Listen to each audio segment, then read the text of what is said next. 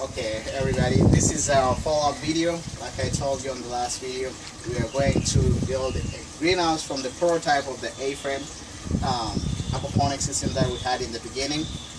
It is the same principle that we use in the A-frame system, but this one is just a large scale of it. So we wanted to see whether the prototype that we tested for my senior thesis was actually viable for a commercial plant. And so far it has been tested, we have tested, it is very successful and it's going very well. But I want to give you guys a quick tour so you can get to see the greenhouse and how the system is set up. Okay, come on in. So over here on this side, we have a floating raft system. They call it a floating raft system. We decided not to actually make it a floating raft because of algae formation under the raft system itself. So we avoided that and we made it sit on top of the grow bed itself. So the water inside is really clear, as you can see, and usually put a lot of oxygen here. Right now we just stop the water from coming in so we can get a clear picture of it on how clean the water is. And this is what happening. The roots are just actually hanging inside the raft system. So this is just the first one. Put the seeds in the grow media. The roots goes down following the water, the nutrients in the water. So this is the first raft system. And here it's just one-sided. It's the same concepts like A-frame system that I had, a smaller A-frame system, but this is just one side because the sun comes from this direction, goes this way. So we wanted to make sure we are staggering them, and that way every pipe gets the same amount of sunlight. We do have seeds sprouting right now. They're starting to come out. We just put them like a week or so. So it's working exactly the same way. The water comes up there, goes in every pipe, and it's actually very different from nutrient film technique, like I said in the previous video. Come on in. This is our first grow bed with all the plants. We actually started most of the seeds, like the basil and tomatoes, in here, and I had 2 seedlings. That was a seedling, so it didn't really make that much of a difference in terms of growth. But they're all doing very well. They're starting to actually get used to the system, and the system now it hasn't get all the nutrients yet because we only ran it for a month. So the conversion is still in the process, but we are expecting to get a better result in a few weeks or so. So depending on when the nitrates completely is converted to nitrite to nitrates. And we're using hydrotone, just like I showed you guys earlier on the previous video, the same clay hydrotone. And here there are some seeds that accidentally just fell in the media and they're starting to grow, so we just let them stay in there. I have an eggplant, I have a sage, I have bell pepper, strawberries, tomato, kale, regular pepper, basil, and oregano over there. So it's different plants. And we have another raft system. We are just like the first one. It's the same principle. The plants are growing like you can see.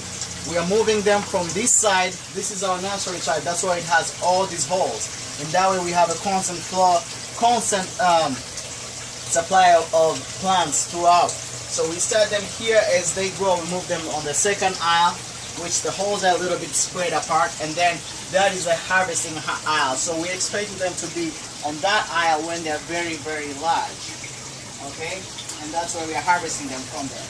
So that's why you see a lot of seedlings coming out of this aisle, first aisle. So it's our natural aisle. We don't have anything else that we plant our seeds except for a few that we actually move to the grow bed if we want to do it. So it works either or.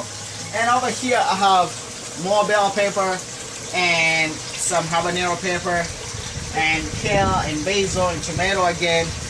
Right now we're just trying to plant, not in a very structured plantation, but it's just to make sure we maintain the nitrates level in the water itself.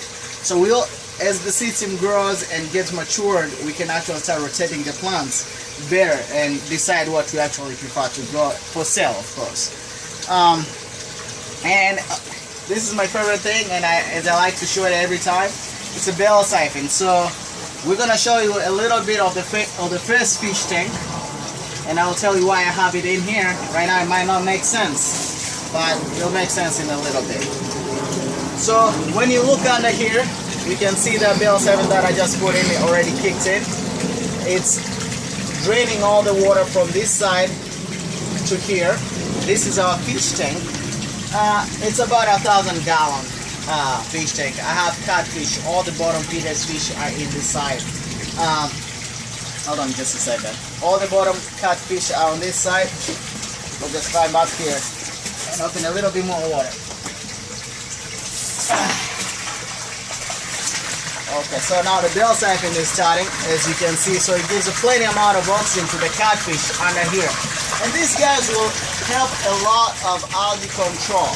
The reason why, like I said, like I mentioned on my pieces, my paper, to have this this volume of water inside the greenhouse helps to regulate the temperature of the greenhouse itself, because almost half of the greenhouse is water. And my reasoning behind it is going to help to lower the temperature of the greenhouse, because it gets really hot in the summer.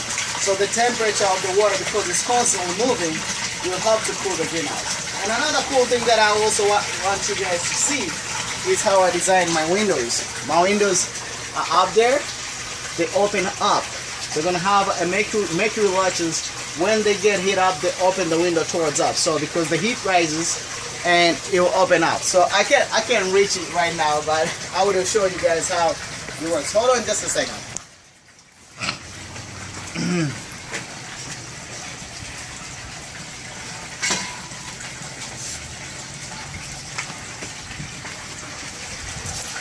Okay, so this is how the windows open up. They open up just like that. So the latch will be over there, and it will let the air goes out like that. So I think with space, because I was limited, I couldn't put the windows on this side, I couldn't put the windows on this side. I decided to put them up, and also I would have done the same thing whether I had space or not. I think it will just be better for air circulation anyways. Okay, so I have catfish, like I said, on this tank, and over here it's where I actually call it the sump. It's not necessarily the sump because it's completely disconnected from the fish tank water itself. This is where I try to create an environment necessary for bacteria to convert the nitrates from nitrites, you know. When the water gets here, it gets good amount of oxygen supplied in here. I moved the bell siphon temporarily right now to the fish tank, but usually it's in here to increase the amount of water coming in the fish tank. I would have showed you guys right now, but I don't want to lose all the nutrients that I've already have saved up. I want them to be pumped in there instead of going to the fish tank. We're coming to the best part. Everybody's waiting for the fish, of course. I want to tell you guys one thing. The system, the farming, everything is underground. We want to make sure we don't use anything else, any other sources to cool the water. Like I said, that's very important. Water quality is #1 when it comes to aquaponics. So everything is underground. You probably won't see plumbing, but you can always ask questions later. I can help you kind of explain the system, how everything works. And another important point, right now this whole system is run by one pump. So that's very important. It's gravity and one pump. Like I told you, it's just the designer. And here is the best part. This is a cover to just prevent, it's kind of like an improvised version, a cheap way of making a cover to prevent the algae. It looks decent enough. We like it. Put it over there. And this is our first fish tank over here. It's lower because the water is coming from the garbage right now. The bell siphons just went in. And in here we have goldfish, we have carp, we have catfish, bottom feeders, everything is mixed up here. And we also have bluegill on this side. We have bluegill on this side. I will show you when these guys get really excited. They're very friendly and they love food. They can actually eat off my hand. Come here. Come here. You can see them. They get really excited when it comes to food.